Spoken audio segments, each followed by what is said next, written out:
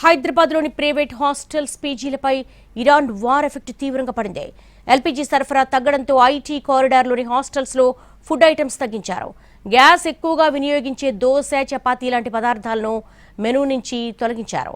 సిటీలో 11,000 వరకు హాస్టల్స్ ఉన్నాయి. కమర్షియల్ సిలిండర్లు ఇవ్వకపోతే రోజుకు ఒకటైనా డొమెస్టిక్ సిలిండర్ ఇవ్వాలని హాస్టల్ అసోసియేషన్ ప్రతినిధులు కోరుతున్నారు. హాస్టల్స్ మూసివేసే పరిస్థితి రాదని భావిస్తున్నామంటున్న హాస్టల్స్ అసోసియేషన్ ప్రతినిధులతో Nikhil face to face.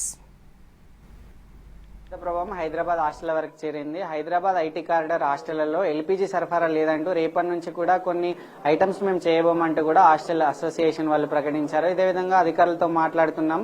So వాళ్ళ నుంచి ఇంకా ఎటువంటి రెస్పాన్స్ రావడం లేదు. మాకు ఎల్పీజీ అనేది సరఫరా చేయాలని కూడా వాళ్ళు డిమాండ్ చేశారు. ప్రస్తుతం హాస్టల్ ప్రతినిధులు ఉన్నారు, చెప్పండి అసలు మీ సమస్యలు ఏంటి ప్రధానంగా? నమస్కారం అండి. ఈరోజు తెలంగాణ రాష్ట్ర ఐటీ కారిడార్ హాస్టల్ అసోసియేషన్ వైపు నుంచి మా ఆందోళన ఏంటంటే మా డిమాండ్ కూడా అండి ఎట్లా ఉందంటే ఈరోజు పరిస్థితి ఇజ్రాయెల్, ఇరాన్, యుఎస్ యుద్దం కారణంగా ఎల్పీజీ గ్యాస్ కొరత ఉన్నమాట వాస్తవమే, అందరికీ తెలిసిందే. ఆ డిస్ట్రిబ్యూటర్లు కూడా మేము కేంద్ర గవర్నమెంట్ తో మాట్లాడుతున్నాం, పెట్రోలియం శాఖ మంత్రి వారితో మాట్లాడుతున్నామండి. ఈ హాస్టల్స్ గానీ, ఈ ఎడ్యుకేషన్ డిపార్ట్మెంట్ గానీ, మెడికల్ సెక్టార్ వారికి పూర్తిగా ఎమర్జెన్సీ కింద కన్సిడర్ చేసి మాకు తగినంత కమర్షియల్ సిలిండర్స్ సప్లై చేయండి అని చెప్పని వాళ్ళు కూడా మా చర్చలు జరపడం జరిగిందని చెప్పారు మాకు.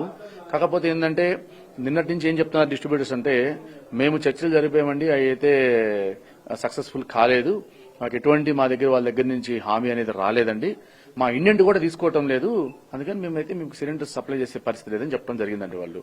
కాకపోతే ఈ రోజు మా పరిస్థితి ఏంటంటే ఇక్కడ దాదాపు 1,000 హాస్టల్స్ హైదరాబాద్ లో 11,000 పైన హాస్టల్స్, 10 లక్షల మంది హాస్టల్స్ లో ఉంటున్నారు. నామినల్ ప్రైజ్ ఒక 250 రూపాయల నుంచి 300 మధ్యలో తీసుకొని మేము వాళ్ళకి హాస్పిటాలిటీ సర్వీసెస్ అండ్ ఫుడ్ ఇవన్నీ కూడా మేము ఇవ్వడం జరుగుతుందండి వాళ్ళకి. కానీ లో ప్రైజెస్ తీసుకొని మేము ఈ హాస్టల్స్ రన్ చేస్తున్నాం. ఒక ఫ్యామిలీ టైప్ రన్నింగ్ చేసే రంగం అండి ఇది. ఎందుకంటే సైబరాబాద్ ఏరియాలో ఉన్న అన్ని హాస్టల్స్ కూడా ఇప్పుడు అంతా ఏకమయ్యాయి కాబట్టి సో వాళ్ళు ఏమంటారు, రెస్పాన్స్ ఎట్లా ఉంది? మేము డీలర్స్ తో మాట్లాడామండి. డీలర్స్ కూడా వాళ్ళు డీలర్స్ తో మాట్లాడితే మాకు ఏమి ఇట్లాంటి ఇండెంట్ లేదు, అంటే జనరల్ గా అయితే ఎడ్యుకేషనల్ ఇన్స్టిట్యూట్స్ లో ఉన్న హాస్టల్స్ మాత్రమే సప్లై చేయండి, హాస్పిటల్కి సప్లై చేయండి, హాస్టల్స్ ని కూడా కమర్షియల్ లో వేయండి అని చెప్పారండి వాళ్ళు. అయితే హాస్టల్స్ ని కమర్షియల్ గా చేయడం అనేది దారుణమైన విషయం అండి. ఇప్పుడు మా దగ్గర ఉండే వ్యక్తులు ఎవరైనా సరే హాస్టల్ లేకపోతే ఎక్కడ ఉండాలి, ఫ్లాట్ లో ఉండాలి.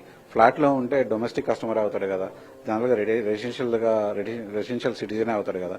మా దగ్గర ఉన్నప్పుడు రెసిడెన్షియల్ సిటిజన్ ఎందుకు కాకుండా ఉంటాడు? కమర్షియల్ గా సిలిండర్ గా కన్సిడర్ చేస్తే మాకు రాదు. అందుకే ఈ రెసిడెన్షియల్ గా ఉంటున్నారు కాబట్టి మా దగ్గర పిల్లలు వాళ్ళకి మేము సర్వ్ చేయాలంటే కమర్షియల్ సిలిండర్స్ మాకు ఇవ్వాలి అని చెప్పేసి మా కోరిక అండి. కనీసం రోజుకి ఒకటి ఇచ్చినా కూడా మేము వాళ్ళకి బెటర్ గా సర్వీస్ చేయడం